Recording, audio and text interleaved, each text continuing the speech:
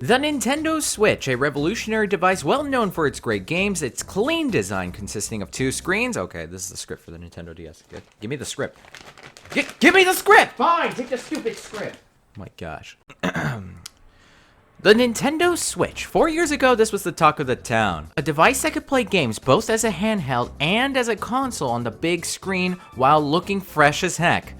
You wrote fresh as heck? I mean, you can't tell me it was a dull experience. Playing a game like Breath of the Wild on the Switch, it was a dream come true as someone who solely played on handheld consoles for many years. Yes, the Switch is perfection.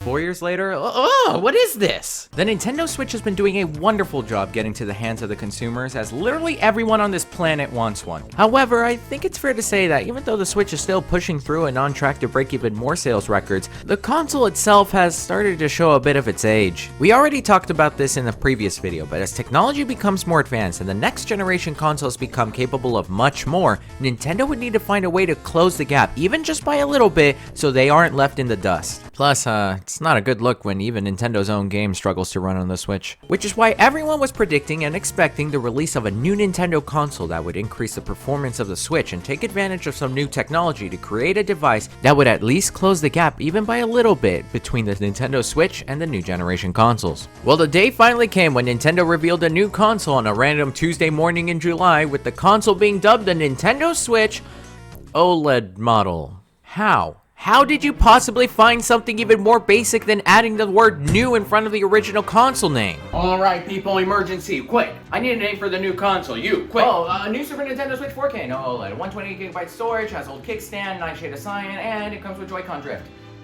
Model. This is exactly why we hired you. Thank you. Oh, shut up. Anyways, the OLED is sadly as it sounds, an OLED model of the Nintendo Switch, and that's about it. Or is it? Because I got my hands on one and we might as well check it out. First of all, let's talk about the box because it's actually very nice. Everything is more compact, it's taller, it's red. Okay, that's enough about the box. What really matters is what's inside the box. Not only do we have a new dock that has an Ethernet port and surprisingly more space to fit the Switch in, not only do we have 2 brand new Joy-Cons, which Nintendo definitely did not compare with car tires a couple weeks ago, but we have the beautiful console itself, the Nintendo Switch OLED. No joke, just holding this console with the Joy-Cons gives the Switch OLED a premium feel. It legitimately makes the original Nintendo Switch feel like a prototype. It's a better build overall with better materials, a glass 7-inch OLED screen in the front, and a new kickstand in the back. A new kickstand! How did I possibly deal with using this flimsy garbage for the last 4 years? Get out of here! With this new kickstand, not only is it sturdy enough to actually hold the console, but it allows many different viewing angles. Nintendo has a gold star already. Now, in terms of improvements made to it compared to the original Switch, there are a few, but not that many. There is enhanced audio,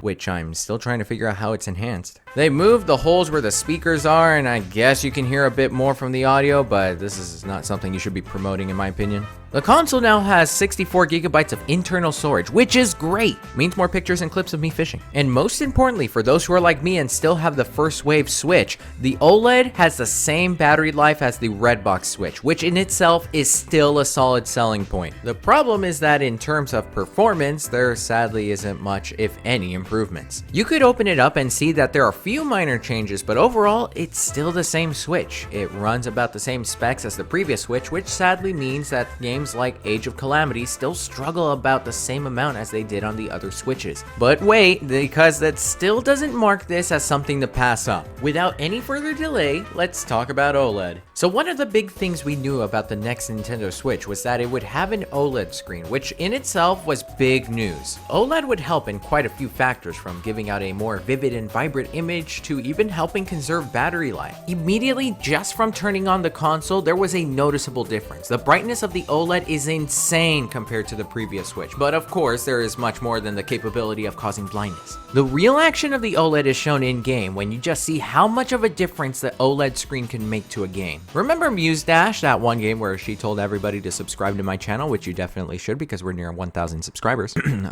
This game was great to see in action with the OLED screen because of all the the colors that are shown on the screen, and it was incredible to see all the colors really pop out. In games like Mario Kart 8 Deluxe and Breath of the Wild, the atmosphere feels much more fitting to their scene. And then there are games like Undertale and Deltarune, where the dark parts of the screen genuinely make it feel like those parts are completely turned off. Now, I know what you're probably thinking, well, I don't really see much of a difference here, and that's the unfortunate part about showcasing this on a camera, which is that the OLED screen is just something you have to see for yourself. So I really do recommend that if you are on the fence about the OLED, go to your local game store and check out the Switch OLED display area, where you can get a really good look at how the OLED is in action, because the OLED screen itself brings out so much more to the visuals of a game. And that's not all, since the screen size also increased from 6.2 inches from the previous Switch to 7 inches. Now, the resolution hasn't changed, but it really hasn't been a bother or even noticeable for the most part. So it all comes down to the big question: should you buy a Nintendo Switch OLED? And right off the bat, I can say anyone who plays or plans to play with the Switch only docked doesn't really need this. There are no upgrades to performance, and all the new features and stuff just wouldn't really justify getting this over a normal red box Switch, to be honest. From there on though, the answer depends on what your preferences are. If you are looking for a cheap option, obviously the Switch OLED is the last thing you should consider. However, if you want a quality handheld experience,